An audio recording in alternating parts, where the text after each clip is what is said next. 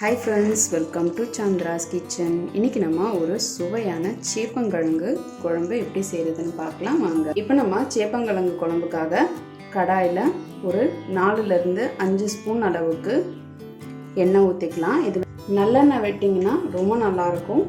நீங்க நார்மலா refined oil use பண்ணுவீங்கன்னா அது கூட நீங்க யூஸ் பண்ணிக்கலாம். எண்ணெய் காயட்டும்.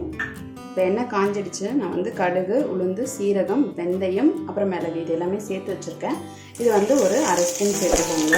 இது பொரியும் பொழுது நம்ம ஒரு 1/4 இன்ச் அளவுக்கு இஞ்சி நசுக்கி வச்சுருக்கோம், அதையும் சேர்த்துடலாம். ஒரு 8 ல இருந்து 10 பல் பூண்டு நசுக்கி வச்சுருக்கேன், ஒன்றும் பார்த்தீங்கன்னா அதை சேர்த்துடலாம்.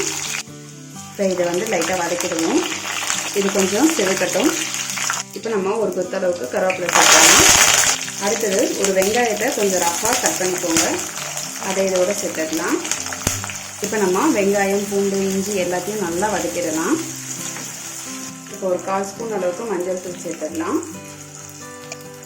சேர்த்து நல்லா வதக்கிடுங்க.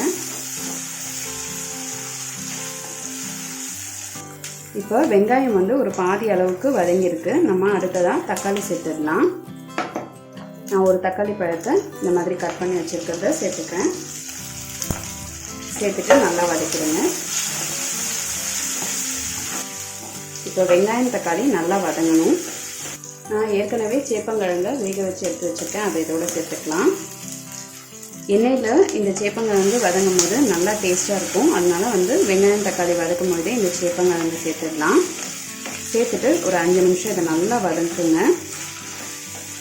இப்போ நம்ம கொஞ்சம் தேவையான அளவு உப்பு சேர்த்துக்கலாம். இந்த குழம்புக்கு நான் வந்து புளி கரைச்சல்லே கொஞ்சம் உப்பு சேர்த்துட்டேன். இப்போ வெங்காயம் தக்காளி வதங்கும் போது நான் மிச்சம் இருக்க உப்பை சேர்த்துக்கிறேன். இப்போ உப்பு சேர்க்கும் போது அந்த சேப்பங்கிழங்குல அந்த உப்பு வந்து ஒட்டும், அதனால நான் அதை வந்து சேர்த்துக்கிறேன். சேர்த்துட்டு நல்லா இந்த எண்ணெயில் இதை வதக்கிடுங்க. உங்களுக்கு அந்த பிசுபிசுப்பு தன்மை வந்து அதிகமாக தெரியாது இந்த மாதிரி வதக்கி செய்யும் பொழுது. ஒரு ஸ்பூன் அளவுக்கு மிளகாய் தூள் சேர்த்துக்கலாம்.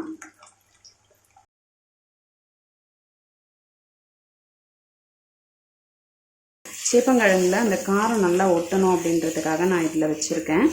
நம்ம வந்து மண் பாத்திர கடாயில் செய்கிறோம், அதனால் வந்து நான் சிம்மில் வச்சுட்டு தான் இதை வந்து இந்த மாதிரி கலந்து விட்டுறேன். நம்ம நார்மலாக வறுக்கிறதுக்கெல்லாம் வந்து மண் பாத்திரம் அந்த அளவுக்கு யூஸ் பண்ண மாட்டோம், ஏன்னா அடி பிடிக்க ஆரம்பிச்சிரும்.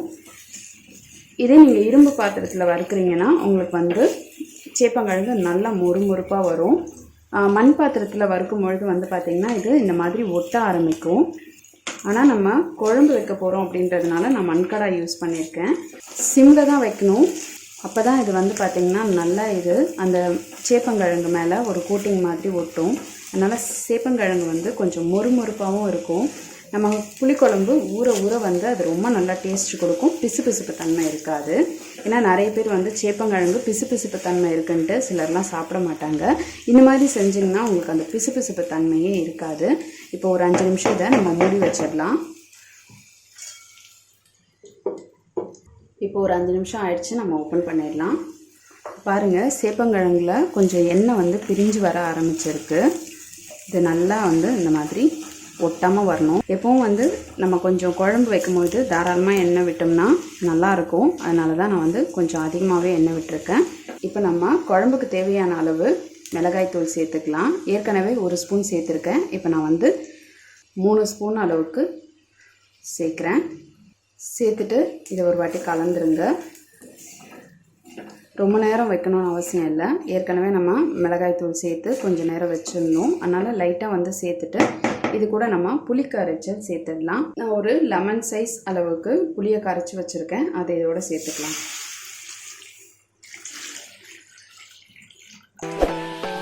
இப்போ நம்ம கொஞ்சம் ஃப்ளேமை ஏற்றி வச்சுக்கலாம். இந்த குழம்புக்கான உப்பு வந்து நான் புளி கரைச்சலில் ஏற்கனவே சேர்த்துருந்தேன். இப்போ வந்து இதை நல்லா கொதிக்கணும். அப்போ தான் வந்து இந்த புளியோட வாசமும் மிளகாய் தூளோட வாசமும் போகும். இது நல்லா கொதிக்கட்டும். இப்போ நம்ம இது கூட கொஞ்சம் தேங்காய் அரைச்சி வச்சுருக்கிறத சேர்த்துக்கலாம். நான் வந்து ஒரு 2 கீத்தளவுக்கு தேங்காய், அதுக்கப்புறம் ஒரு 1/4 ஸ்பூன் அளவுக்கு சோம்பு சேர்த்து அரைச்சி வச்சுருக்கேன். அந்த விழுதை இதோட சேர்த்துக்கலாம். இப்போ நம்ம தேங்காய் அரைச்ச விழுதை சேர்த்துருக்கோம். சேர்த்துட்டு நல்லா கலந்து விட்டுடலாம். இப்போ இது கொதி வர ஆரம்பிச்சிருச்சு. இதை ஒரு வாட்டி நல்லா கலந்துடலாம். இது நல்லா கொதித்து உங்களுக்கு வந்து கொஞ்சம் திக்காகிற அளவுக்கு இருக்கட்டும். நம்மளுடைய குழம்பு வந்து ரெடி ஆகிடுச்சு. நல்லா இது வந்து கொதிச்சிடுச்சு. இந்த ஸ்டேஜில் நான் வந்து ஆஃப் பண்ணால் தான் வந்து குழம்பு கரெக்டாக இருக்கும். மண்கடாயில் எப்போவுமே வந்து கொஞ்சம் முன்னாடியே ஆஃப் பண்ணிவிடுங்க. ஏன்னா நம்ம ஆஃப் பண்ண பேர் கூட கொதிச்சிட்ருக்கோம். நான் இப்போ ஆஃப் பண்ணிடுறேன். பாருங்கள், நல்லா கொதிச்சிக்கிட்டு இருக்கு. உங்களுக்கு வந்து இந்த குழம்பு வந்து 2 நாள் 3 நாள்னா கூட உங்களுக்கு வந்து வெளியில் வச்சாலும் நல்லா தான் இருக்கும். தேங்காய் ஊற்றிருக்கோம் அதனால் கெட்டு போயிடும் அப்படின்லாம் நினைக்க வேணாம். இது ரொம்ப டேஸ்ட்டாக இருக்கும். நீங்கள் இதை வந்து சூடு பண்ணி வச்சு அடுத்த நாள் கூட வச்சுக்கலாம். ரொம்ப நல்ல டேஸ்ட் இருக்கும். இப்போ நான் வந்து கொஞ்சம் கருவேப்பிலை இதில் சேர்த்துடுறேன்.